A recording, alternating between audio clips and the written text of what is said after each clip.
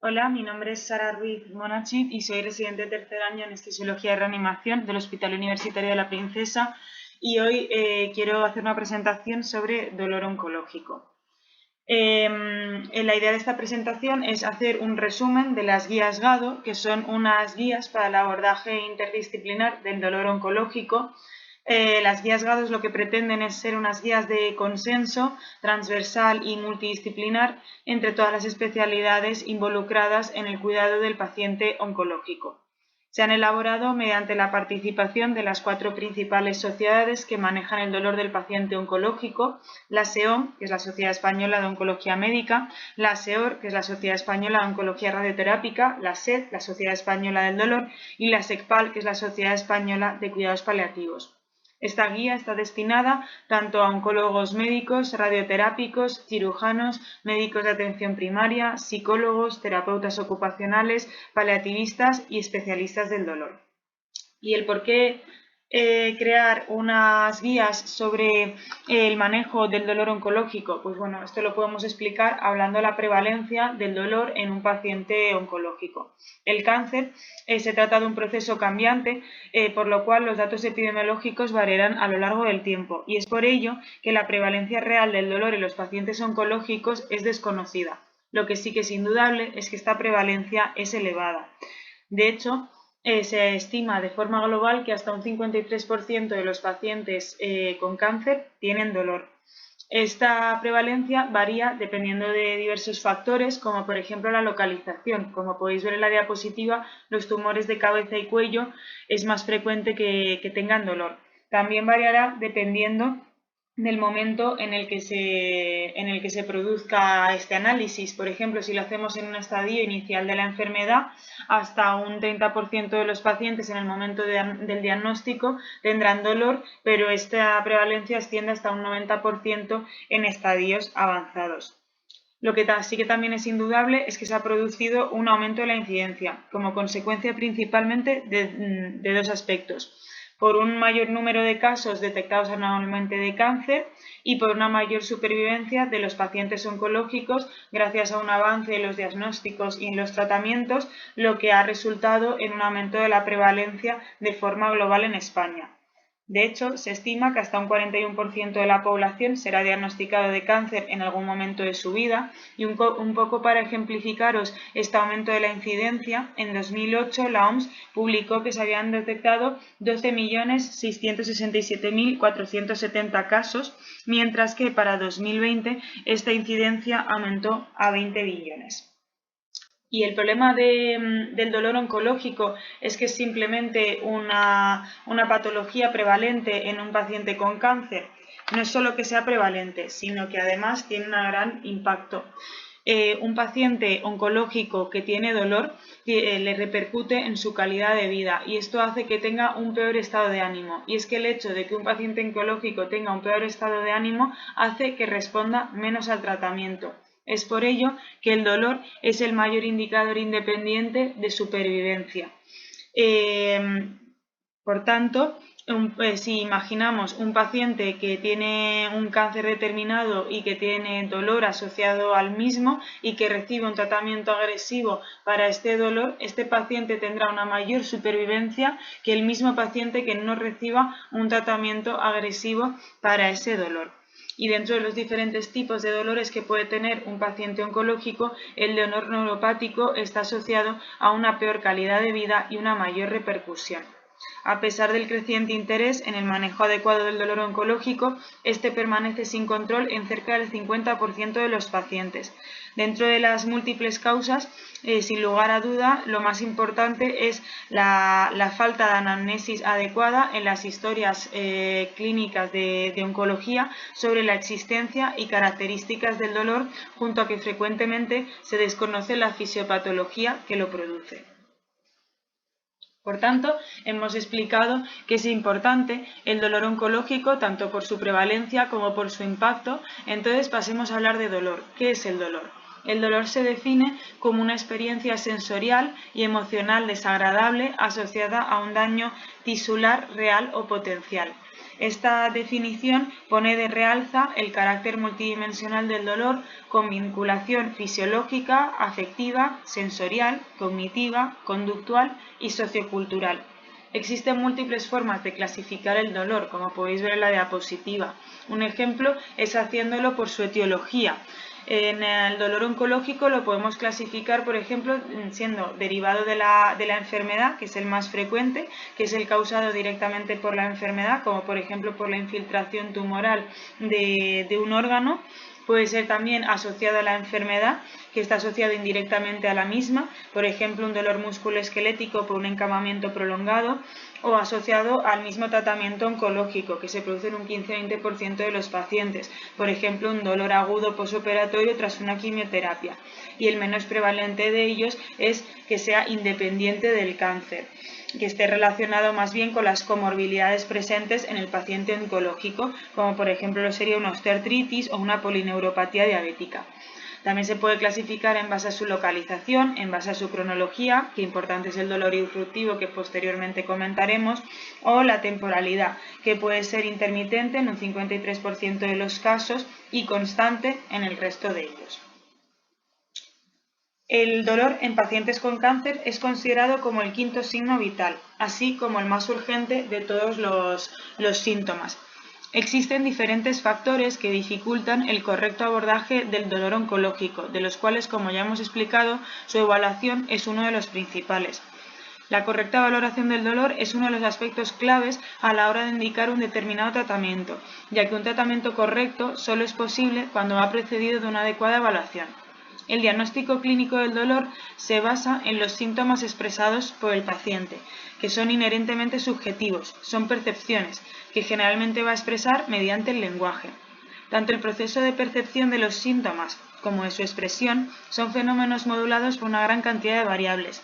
Por ello, el reto no es solo descubrir los síntomas referidos por el paciente, sino también llegar a dilucidar cuáles son los fenómenos que están influyendo en la percepción y expresión de esos síntomas. Es por ello que en la evaluación inicial del paciente se debe realizar una anamnesis adecuada, una exploración física completa, seguida de una revisión sistematizada de las características del dolor. Existen escalas para la evaluación del dolor que nos puedan ayudar a hacer este proceso, sin embargo ninguna de ellas es perfecta, ya que deberían unir una gran cantidad de requisitos. Deberían ser precisa, válida, fiable, sencilla, reproducible, útil en dolor agudo, crónico y en una valoración tanto inicial como final. Existen dos tipos principales de escalas unidimensionales, que lo que pretenden únicamente es cuantificar la intensidad del dolor. Son escalas que son fáciles de aplicar y su fiabilidad es aceptable, pero es verdad que no contemplan esta naturaleza multidisciplinar que hemos explicado que posee el dolor. Y entre ellas un ejemplo es la escala visual analógica, el EVA que tanto utilizamos. Escalas multidimensionales lo que son escalas diseñadas para evaluar distintos componentes del dolor e incluyen términos psicométricos y son especialmente útiles en el caso del dolor crónico. También existen otras escalas, como por ejemplo escalas pronósticas de control del dolor, que nos van a determinar un poco el grado de dificultad que podamos encontrar a la hora de intentar controlar ese dolor, y escalas diagnósticas del dolor no neuropático que nos sirven como screening, que posteriormente veremos. Antes de pasar a hablar de los diferentes tipos de dolor oncológico que podemos tener, querría hacer una muy breve y sencilla explicación sobre lo que es la fisiopatología del dolor. La transmisión normal del dolor es el proceso por el cual los estímulos nocivos periféricos son trasladados al cerebro de forma que se puede localizar la señal topográficamente y así se permita generar una respuesta apropiada e inmediata para reducir el daño tisular real o potencial.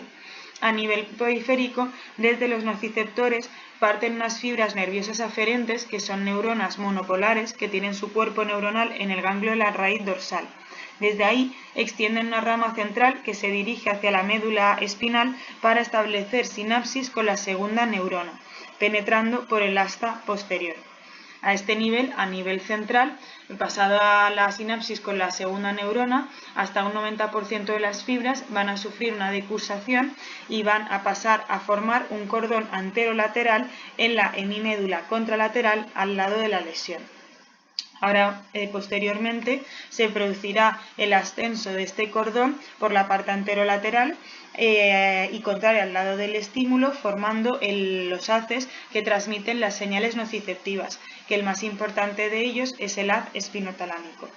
Las estructuras implicadas en el procesamiento e integración del dolor son principalmente el sistema límbico, el tálamo y la corteza cerebral. Una vez llegada la información a estos niveles, se produce también una respuesta reguladora mediada que se conoce como vías descendentes. Lo que hacen es enviar proyecciones hacia la médula espinal o estructuras intermedias como los núcleos del tronco, la amígdala, el hipotálamo, y lo que pretende es actuar como una neuromodulación buscando el equilibrio entre la inhibición y la facilitación de la información nociceptiva. En el dolor crónico se producen fenómenos de sensibilización, tanto a nivel periférico como a nivel central. A nivel periférico hay que entender que en el cáncer lo que se producen son unas células anormales, metabólicamente muy activas y que se dividen rápidamente. Las demandas metabólicas celulares, de hecho, pueden exceder el suministro de nutrientes y oxígeno disponibles, resultando en áreas de necrosis que se desarrollan hacia el centro de la masa tumoral en expansión. Y esto produce una activación de la respuesta inflamatoria local, quedando rodeado de macrófagos y linfocitos.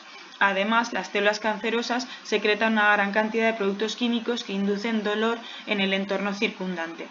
Tanto el daño tisular producido por el cáncer como el estímulo sostenido del mismo puede alterar el perfil de algunos péptidos que participan en la nocicepción, como uno muy importante conocido como la sustancia P, que está contenido en las neuronas aferentes. Esta sustancia P induce la producción de óxido nítrico e interviene en la degranulación de los mastocitos, generando así vasodilatación con la consecuente liberación de bradecinina, que a su vez la bradecinina es un potente activador de los nociceptores. Con este ejemplo, en el que he nombrado una serie de los péptidos que participan en este proceso de sensibilización, lo que quiero explicar es que para que se produzca sensibilización lo que hay es una situación en la que se produce una sopa inflamatoria, un círculo vicioso que finalmente producirá una reducción del umbral de activación y un incremento de la respuesta a estímulos de los receptores, y finalmente esto conduce a un estado de hiperalgesia primaria o periférica. A nivel central también se produce este fenómeno de sensibilización central cuando existen estímulos dolorosos mantenidos en el tiempo. Pasando ahora a hablar de los tipos de dolor oncológico, el dolor somático se describe como aquel que es un daño real o potencial de un tejido no neuronal que es secundario a la activación de nociceptores. La localización puede ser superficial, a nivel de piel, mucosas, o más profundo, músculos, articulaciones, y los pacientes lo describen como un dolor localizado que incrementa con la presión, continuo, sordo, y un ejemplo de ello es un dolor por metástasis ósea. En cuanto al dolor visceral, se describe como aquel producido por estimulación de los receptores de dolor a nivel de las vísceras. Los tumores que más producen este tipo de dolor visceral son el tumor de pulmón, de intestino, de hígado y de páncreas. Los pacientes lo describen normalmente como un dolor en la línea media del cuerpo, continuo, sordo, profundo, cólico, asociado a veces a cortejo vegetativo. Y ejemplos de ellos son el síndrome por distensión hepática, que a nivel hepático las estructuras capaces de producir dolor son la cápsula hepática, los vasos sanguíneos y el tracto biliar, y se produce típicamente un dolor a nivel de la región subcostal o en el flanco. Los síndromes de la línea media retroperitoneal son típicos del cáncer de páncreas y de las adenopatías retroperitoneales. El dolor pélvico y perineal es típico de tumores de colon, recto, del sistema reproductor femenino y del sistema genitourinario distal. Es un dolor que se agrava con la sedestación y que normalmente asocia tenesmo, espasmo vesical. La obstrucción ureteral puede ser tanto por infiltración del tumor como por compresión extrínseca. Es típico de los tumores de cérvix, ovario y próstata, y es una sensación de molestia en el flanco que se irradia a región inguinal o hacia los genitales. El dolor torácico suele ser producido por el cáncer de pulmón, incluso en ausencia de afectación de la pared torácica o la pleura parietal. Suele ser unilateral, suele estar referido a nivel de la escápula o el esternón, y también se ha descrito en los tumores de pulmón que se produzca un dolor facial ipsilateral. El dolor neuropático se describe como consecuencia directa de una lesión o enfermedad que afecta al sistema somatosensorial. La localización suele ser en el territorio de un nervio y es un dolor extraño, es un dolor intenso que posee síntomas como de ardor, entumecimiento, calambres y puede ir asociado a síntomas neurológicos tanto positivos como negativos. Existe una serie de sistemas de clasificación para intentar entender si nuestro paciente tiene un dolor neuropático. Por ejemplo, la que aparece en la diapositiva, en la que en el criterio 1 sería que el paciente tenga un dolor con una distribución neuroanatómica plausible.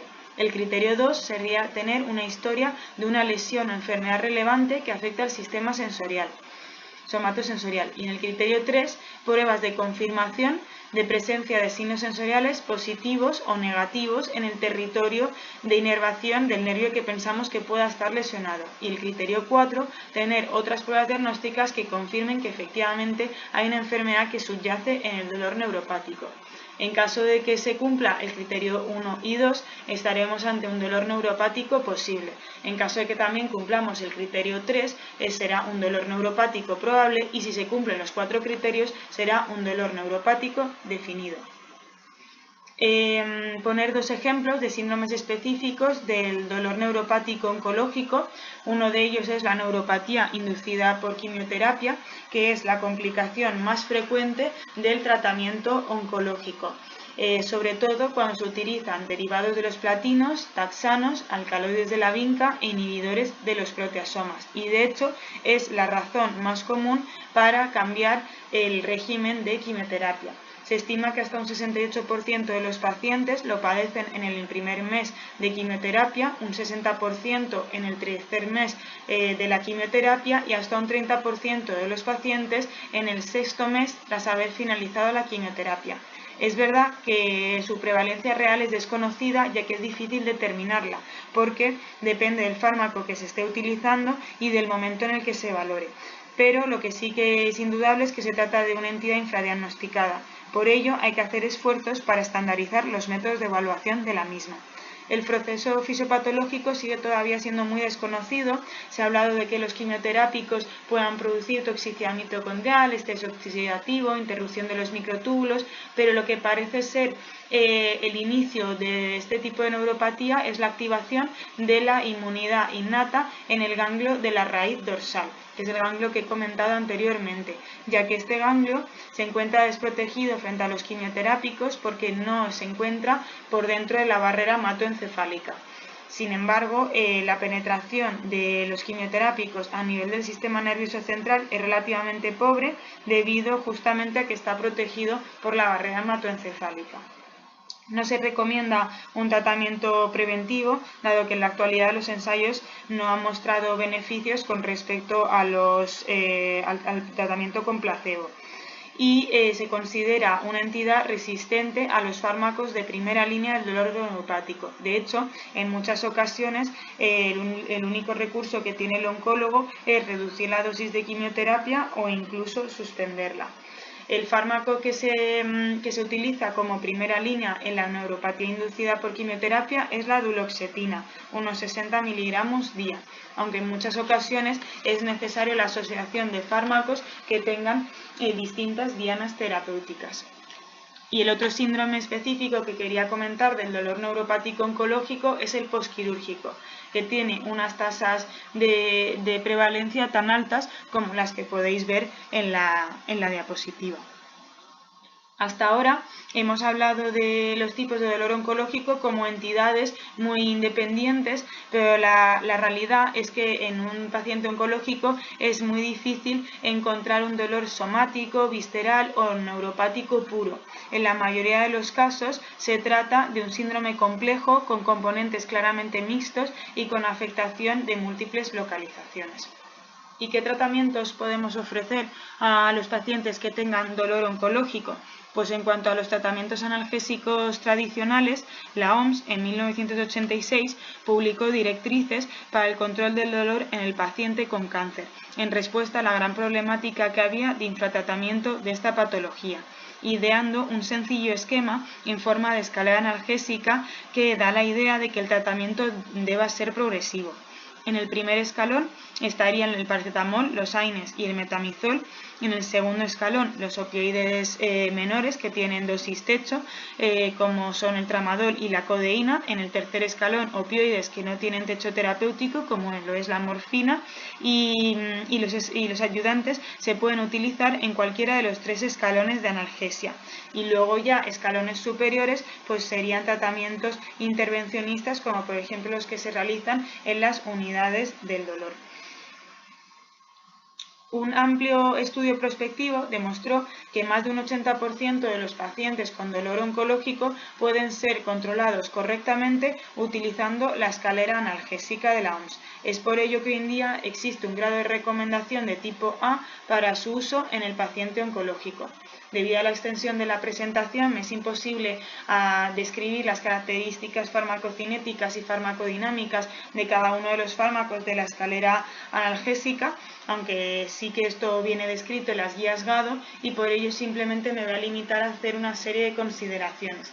La vía de administración a utilizar debe ser la más cómoda para el paciente, recordar la vía oral y la vía transdérmica. Hay que tratar los principales efectos adversos intentando prevenirlos, como las náuseas, vómitos y el estreñimiento. Y en caso de que hagamos un tratamiento para el dolor oncológico, se requiere de una reevaluación constante. En cuanto al tratamiento de primer escalón, hay que entender que estos fármacos se pautan para el tratamiento de dolor leve moderado y que sobre todo responde de forma adecuada el dolor somático a este tipo de tratamientos. En cuanto a los AINES en tratamientos crónicos, hasta un 20% de los pacientes desarrollarán una úlcera gástrica y hasta un 10% una úlcera duodenal. Es verdad que en la mayoría de los casos no se verá asociado a complicaciones graves, ya que solo un 1% de los pacientes tratados durante 6 meses de forma crónica con AINE desarrollan una hemorragia digestiva. Sin embargo, debido a que los pacientes oncológicos, por el hecho de presentar un cáncer, pues tienen una patología que les hace ser más frágiles, es necesario asociar gastroprotección. Otro efecto adverso que presentan estos fármacos es que pueden producir toxicidad renal, produciendo retención de agua, sodio y potasio, que incluso puede precipitar una insuficiencia cardíaca congestiva. No está indicada la asociación de AINES con mecanismo de acción periférico, ya que no supone una mayor eficacia clínica, pero sí supone una potenciación de los efectos adversos secundarios, sobre todo los gastrointestinales. No existe un AINE de elección.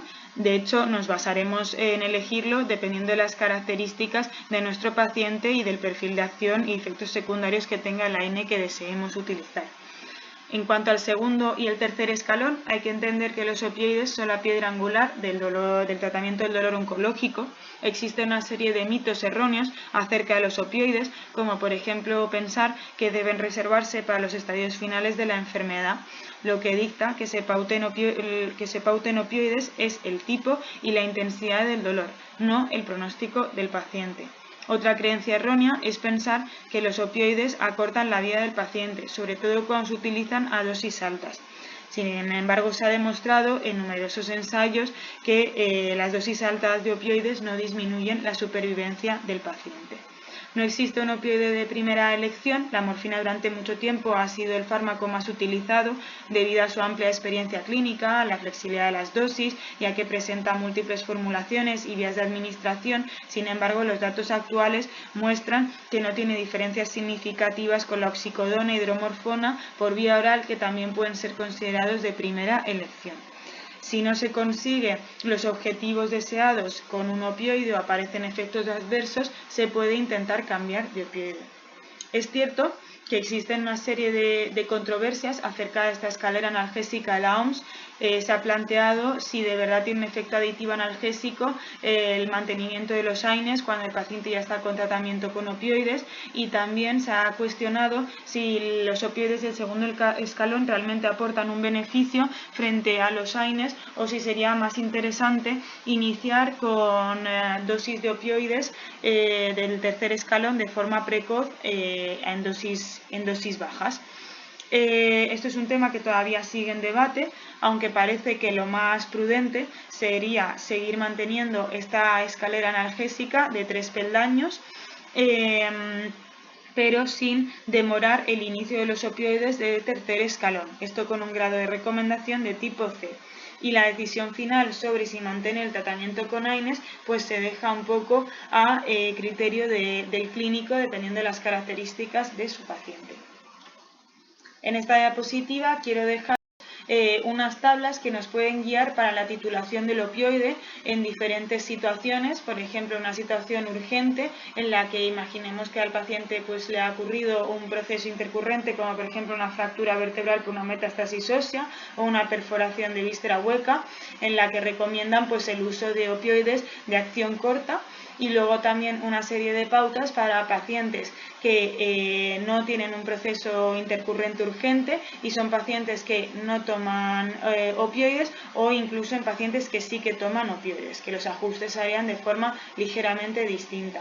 También os dejo una guía para la rotación de opioides. Existe una clara variabilidad interindividual en la sensibilidad a los diferentes opioides debido a las diferencias farmacocinéticas y farmacodinámicas de estos fármacos. La rotación de opioides se realiza cuando no se consigue con un opioide de tercer escalón un equilibrio satisfactorio entre el alivio del dolor y los efectos adversos, a pesar de una titulación apropiada de este opioide. En más de un 50% de los casos, la rotación es efectiva. Y nos basaremos en tablas equianalgésicas que comparan un poco la potencia de los distintos opioides. En cuanto al tratamiento del dolor neuropático, el dolor neuropático en el cáncer es frecuente y es un tipo de dolor que requiere un diagnóstico y un abordaje precoz, ya que suele ser refractario a los tratamientos analgésicos convencionales. El tratamiento es muy complejo, ya que pacientes con la misma clínica responden de forma distinta al mismo tratamiento farmacológico, y además porque no existen guías específicas para el dolor neuropático de tipo oncológico. Lo que se recomienda es seguir las guías de dolor neuropático publicadas para dolor de tipo no oncológico, porque no hay suficientes estudios en este tipo de población. Además, la mayoría de las veces, como ya hemos explicado, el dolor será mixto y entonces se recomendará la asociación de fármacos con distintas dianas terapéuticas. La clave para el manejo del dolor neuropático en el paciente oncológico es intentar determinar la etiología del mismo, ya que si la causa es tumoral, entonces el tratamiento de elección será un tratamiento antitumoral para intentar disminuir la masa tumoral, como con quimioterapia, radioterapia o cirugía, asociando un tratamiento multimodal con una base de opioides, incluyendo coadyuvantes como antidepresivos y anticonvulsivantes que disminuyen la dosis del opioide y mejoran la eficacia. Si por el contrario el dolor neuropático es producido por el tratamiento del cáncer, entonces de primera elección serán los antidepresivos tricíclicos, duales, anticonvulsivantes y de segunda línea los opioides. En el caso de una neuropatía inducida por quimioterapia, como ya hemos comentado, de elección la duloxetina, posteriormente el tratamiento con gabapentina, pregabalina y en tercer escalón pues los opioides como tercera línea. El grado de evidencia para el tratamiento del dolor neuropático con opioides y antidepresivos y anticonvulsivantes es de tipo B, y lo único que tiene evidencia de tipo A es la duloxetina en el dolor neuropático inducido por quimioterapia. Como ya hemos dicho, el dolor neuropático es de los más refractarios al tratamiento y está llevado a la búsqueda de otro tipo de tratamientos, como por ejemplo la lidocaína.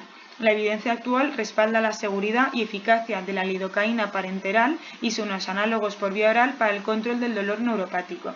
Los mecanismos por los que la lidocaína es beneficiosa a nivel del dolor neuropático son múltiples. Disminuye la hiperexcitabilidad, la hiperalgesia y los fenómenos de sensibilización, además de que disminuye la inflamación. Lo que se propone son infusiones intravenosas lentas en una dosis de 1,5-2 miligramos kilo a pasar durante 1 o 2 horas durante 10 días. La seguridad además de esta infusión es muy alta con estas dosis, por lo que se puede administrar en el hospital de día sin ninguna monitorización específica. El problema es que no hay evidencias del uso de la lidocaína en estudios en pacientes con cáncer. La ketamina, como ya sabréis, es un fármaco que tiene propiedades analgésicas y se propone el uso de la misma con dosis bajas por vía intravenosa, siendo contraindicadas las dosis de más de 500 miligramos. Los cannabinoides están aprobados únicamente para el dolor neuropático en esclerosis múltiple. y hasta un 20% de los pacientes, a pesar de un tratamiento correcto, presentan dolor refractario y se beneficiarán de diferentes técnicas intervencionistas. ¿Y cuáles son las técnicas intervencionistas que podemos ofrecer a un paciente con dolor oncológico?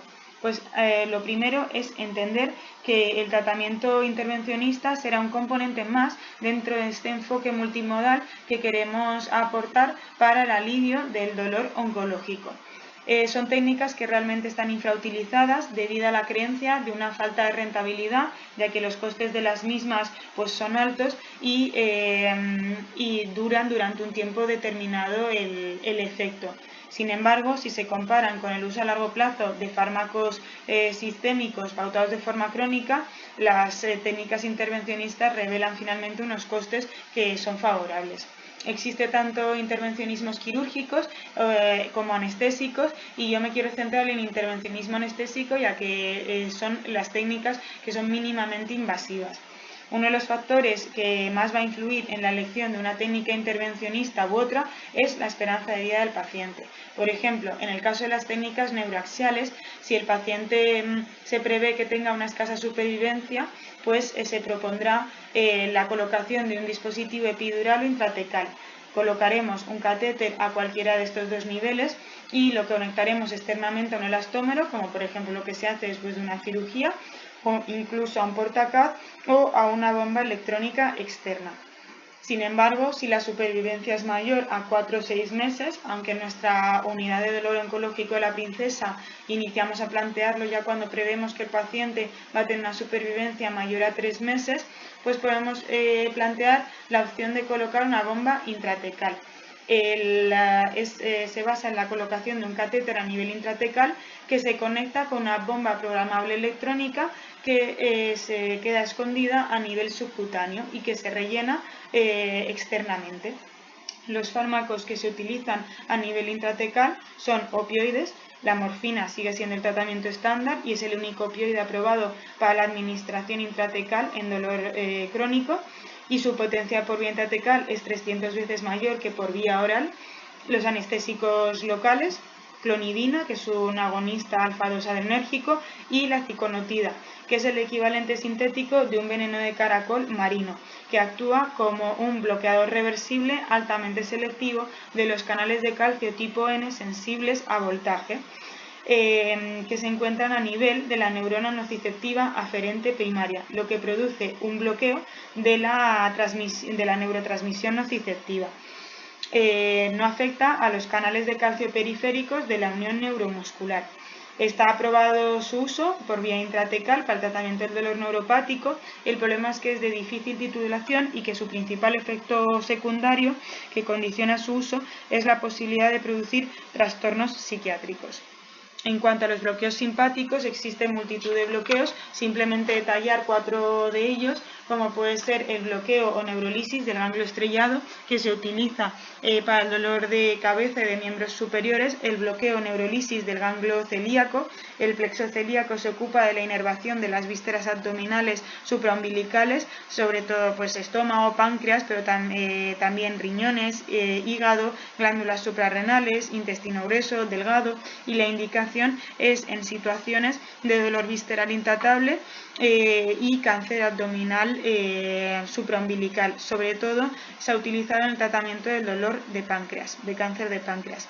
Luego, bloqueo o neurolisis del plexo hipogástrico, que el plexo hipogástrico es una estructura retroperitoneal que se extiende a ambos lados de la línea media a nivel del E5-S1, en la proximidad de la bifurcación de los vasos ilíacos comunes, y recibe inervación de toda la pelvis, con excepción del tercio distal de las trompas de falopio y los ovarios, y se indica en dolor pélvico secundario a tumores ginecológicos, cáncer colorectal y genitourinario. Y luego la neurolisis del ganglio impar, pues también se utiliza en las mismas indicaciones. También está, al igual que el plexo hipogástrico, es una estructura retroperitoneal que se sitúa a nivel de la unión sacrococcygeal. No olvidemos tampoco los tratamientos que son específicos para la enfermedad de base, incluso en situaciones cuando ya no existe una intención curativa, estas técnicas pues, pueden resultar beneficiosas para disminuir la masa tumoral con el objetivo de aumentar la supervivencia en la medida de lo posible, pero sobre todo mejorar la calidad de vida del paciente. De hecho, los beneficios no se van a valorar en mejoría de pruebas de imagen, sino más bien en mejoría de síntomas. Ya previamente había comentado que en el dolor oncológico se puede producir un dolor de tipo irruptivo, simplemente dar unas pinceladas sobre él diciendo que el dolor irruptivo se define como una exacerbación transitoria de alta intensidad con un inicio rápido, un EVA más de 7, corta duración, que dure menos de 20-30 minutos y que aparezca sobre la base de un dolor estable bien tratado y que claramente, como se puede entender, pues que produce un gran impacto sobre la calidad de vida del paciente. Si entendemos esta definición, podemos entender que el dolor irruptivo no es un dolor agudo, no es un dolor basal no controlado, no es un dolor en fase de titulación y no es un dolor de fin de dosis que aparece progresivamente a medida que nos vamos acercando a la siguiente dosis de opioide que hemos pautado para el tratamiento del dolor de base. Podemos seguir el algoritmo de Davis, que nos va haciendo una serie de preguntas para intentar entender si nuestro paciente tiene dolor irruptivo. Hasta un 59% de los pacientes tienen dolor irruptivo cuando sufren dolor oncológico, y los tumores que más frecuentemente se asocian a este tipo de patología son los de cabeza y cuello y los tumores gastrointestinales. Puede ser de tipo idiopático, es decir, que no conocemos la causa por la cual se produce esta exacerbación del dolor, o puede ser incidental, que hay un factor desencadenante, volitivo, como por acciones voluntarias como puede ser caminar, o no volitivo, que es incontrolable, por ejemplo el estornudar, o por intervenciones. ¿Y cómo tiene que ser el tratamiento analgésico? Pues deberemos elegir un tratamiento que sea eficaz y potente, ya que es un dolor de alta intensidad, que tenga una rápida acción, ya que este dolor aparece súbitamente y también desaparece al poco tiempo, que tenga un buen perfil de seguridad y que tenga comodidad en su uso, ya que el paciente, tanto para el paciente como para sus cuidadores, ya que estas personas tendrán que utilizarlo varias veces al día y sobre todo en momentos imprevistos. Si pensando en las características que he mencionado que tiene que tener el tratamiento ideal, pues imagino que a todos se nos habrá venido a la mente que la respuesta correcta serán los opioides de inicio inmediato, como puede ser por ejemplo el fentanilo transmucoso, que tiene un inicio de acción en 3-7 minutos y que su efecto dura tan solo 1-2 horas. Los errores más frecuentes en el tratamiento de un dolor irruptivo son retrasar el inicio del tratamiento, aumentar la dosis del tratamiento para el dolor basal, que esto significa que no se entiende el dolor irruptivo como una entidad distinta al dolor basal, y entonces haciendo esto infradiagnosticaremos el dolor irruptivo y lo trataremos de forma inadecuada. Prescribir tratamientos analgésicos en pautas fijas en vez de cuando se necesite. Usar fármacos inadecuados en cuanto a su categoría, dosis y vía de administración, ya que necesitaremos vías de administración que tengan rápida absorción, una alta biodisponibilidad, eludiendo el primer paso hepático, como pueden ser la vía transmucosa y la vía parenteral, y usar dosis subóptimas de opioides por temor acerca de la seguridad. Y bueno, ya para finalizar de una forma más dulce la presentación de hoy, el dolor, el cáncer ha tenido un aumento exponencial del número de supervivientes en los últimos años, hasta 2/3 a los 5 años y un 40% a los 10 años. Se considera sobreviviente de cáncer a largo plazo aquel que es capaz de sobrevivir más de 5 años tras el diagnóstico, y en ellos hasta el 40% continúan padeciendo dolor. Por esto es importante no olvidar que en ellos tenemos que preguntar por el dolor, que tenemos que seguir midiendo el dolor, que tenemos que seguir reevaluándolos, que tenemos que seguir haciendo ajustes de medicación a medida que cambia el dolor y que tenemos que seguir haciendo un abordaje multidisciplinar. Muchas gracias y hasta la próxima.